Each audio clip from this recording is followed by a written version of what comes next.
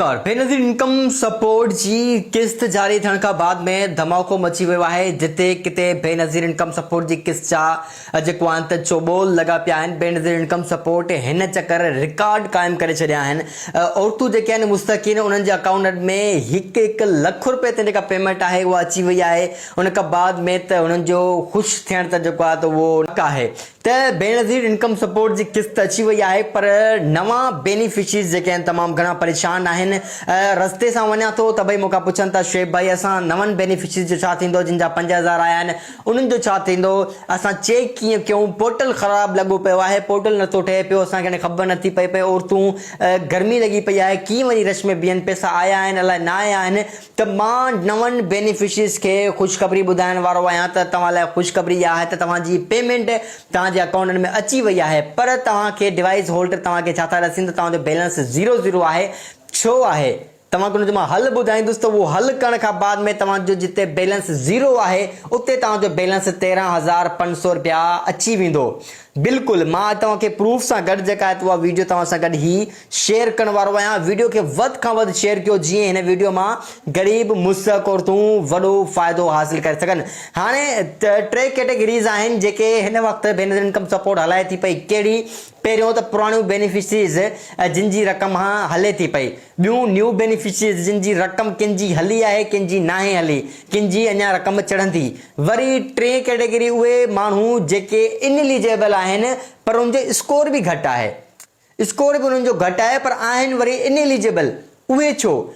इन्हनि जी तव्हांखे मां डिटेल ॿुधाइण वारो आहियां। हाणे ॾिसो ही पहिरियों स्टेटस आऊं हिकिड़ो मालूम करायो सुबुह सां त उनजो हिकिड़ो ही स्टेटस अची वियो जंहिंखे लिखियलु आहे इनएलिजिबल। इनएलिजिबल आहे त इन जो छा आहे त इन जो स्कोर बि तमामु घटि आहे। मां पाण इन जो स्कोर चेक करायो त जिन जो स्कोर तक़रीबन 30, 31 या 28 जे विच में हुयो।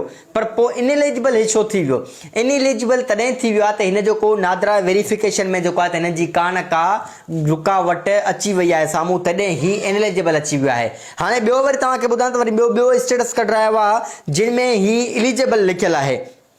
एलिजिबल लिखियलु आहे पर लिखियलु आहे इज़ एनरोल थियल आहे या न, लिखियलु आहे नो। बाक़ी पेमेंट 0 पेमेंट शो ई नथी थिए पई। ठीकु आहे। टियों वरी ऐं जॾहिं स्टेटस ही कढायो आहे टियों में बि लिखिजी आयो आहे स्टेटस एलिजिबल लिखियलु आहे, इज़ एनरोल्ड लिखियलु आहे, येस एनरोल थियल आहे। बाक़ी बैलेंस 0 आहे। ठीकु आहे। इन जो बैलेंस 0 छो आहे? हू एनरोल न आहे, एलिजिबल आहे, एनरोल न आहे, रक़म कीअं ईंदी? हाणे तव्हांखे मां हिन जो हल ॿुधायां। हाणे छा आहे त हाणे ही एनरोल्ड न आहिनि जेके बेनिफिशरीज़, पहिरियां त पंहिंजो चेक कराइनि, पोइ उन्हनि खे डिवाइस वारा इहो चई मोटाए छॾींदा तव्हांजी रक़म न आहे चढ़ी, तव्हां हलिया वञो। हलिया न वञो, तव्हांजो अकाउंट ओपन थींदो, तव्हांजे अकाउंट जी वेरिफिकेशन थींदी, पोइ तव्हांजी अकाउंट में जेका रक़म आहे उहा अची वेंदी। रक़म तव्हांजी आयल आहे पर विदाउट वेरिफिकेशन तव्हांजी रक़म नथी निकिरी सघे पई नईं बेनिफिशरीज़ जी। हाणे मां तव्हांखे इहो चवंदुसि त जेके एलिजिबल आहिनि, जिन जी रक़म नाहे आहे, जिन 50,000 रुपया वरिता आहिनि, उन्हनि खे छा आहे त एलिजिबल, पर पंहिंजो पहिरियां NIC नंबर चेक करायो। छो त तव्हां इनएलिजिबल आहियो या एलिजिबल आहियो, तव्हांजे में मसइलो छा आहे। ठीकु आहे। चेक तव्हां कीअं कराए सघो था पिया? चेक तव्हांखे असिस्टेंट डायरेक्ट तव्हांखे चेक करे ॾेई सघे थो पियो, तव्हांखे पंहिंजो स्टेटस कढी ॾेई सघे थो पियो। बाक़ी ॿियो कोई बि न। ॿियो तव्हांखे डिवाइस वारा डिवाइस ते ॾिसी चेक करे ॾेई सघनि था पिया। बाक़ी पोर्टल वग़ैरह ख़राबु आहे, लिंकूं वग़ैरह के बि न आहिनि, इन ते फेक लिंकुनि ते न लॻो। 100 रुपया वठी तव्हांखे चेक करे ॾियनि था, इहा फेक आहिनि। इन में को बि जेको आहे त सचाई कोन्हे का। असिस्टेंट डायरेक्ट ॾे हलिया वञो, उनखे पंहिंजो NIC नंबर ॾियो, चेक करायो, तव्हांखे हू चेक करे ॾींदो। इन जो हल इहो आहे जेके एलिजिबल आहिनि, जिन जी रक़म नाहे चढ़ी, त उन्हनि जो अॼु असिस्टेंट डायरेक्टर मूंखे ॿुधायो त हिन जी रक़म चढ़ंदी, पर हिननि खे थंब हणाए हिन खे वेरीफाई कराइणो पवंदो। अकाउंट ओपन थींदो हिननि जो, पोइ हिननि जेका रक़म आहे उहा बाक़ाइदगी सां हिन जे अकाउंट में चढ़ी वेंदी ऐं हू रक़म विड्रॉल करे सघनि था। उन ॾींहुं या ॿिए ॾींहं ते हुनजी रक़म विड्रॉल थी वेंदी।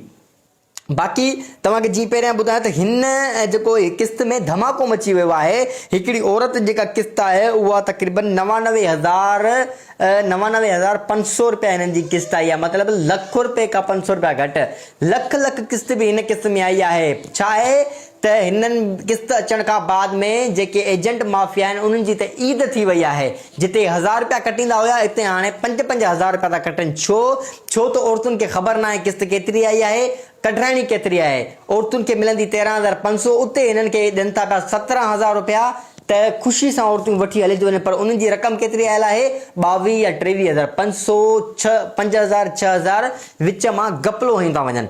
तव्हांखे करिणो छा आहे? असिस्टेंट डायरेक्टर सां मिलो या टीम मेंबर स्कैनिंग वारी आयल आहे बेनज़ीर इनकम सपोर्ट सां मिलो, स्कैनिंग करायो, पंहिंजी रक़म पर्ची ते लिखायो, पोइ रक़म कढायो, पोइ भले तव्हां एजेंटनि खे पंहिंजी मर्ज़ी सां वञी ॾियो। बाक़ी तव्हांजा मथियां पैसा हू छो खाइनि? त इन्हनि शयुनि खां बचो। हिन किस्त खां बाद में औरतूं मूंखे त झुमंदे नज़र आयूं आहिनि, तमामु वॾियूं ख़ुशि पियूं थियनि। कंहिंजी 35, कंहिंजी 40, कंहिंजो 50, कंहिंजो 60, एॾी रक़म आई आहे। छो त 9 महीननि जो जेको आहे त ॿारनि जो तालीमी वज़ीफ़ो जेको आहे उहो हिन रक़म सां गॾु आयो आहे। उमेद आहे वीडियो तव्हांखे पसंदि आई हूंदी। पसंदि आई आहे त शेयर कयो, जीअं हिन वीडियो में ॿिया बि जेके आहिनि त उहो फ़ाइदो वठी सघनि। नई वीडियो मुलाक़ात कंदा, पंहिंजी ख़ैरु रखंदा। अल्लाह हाफ़िज़।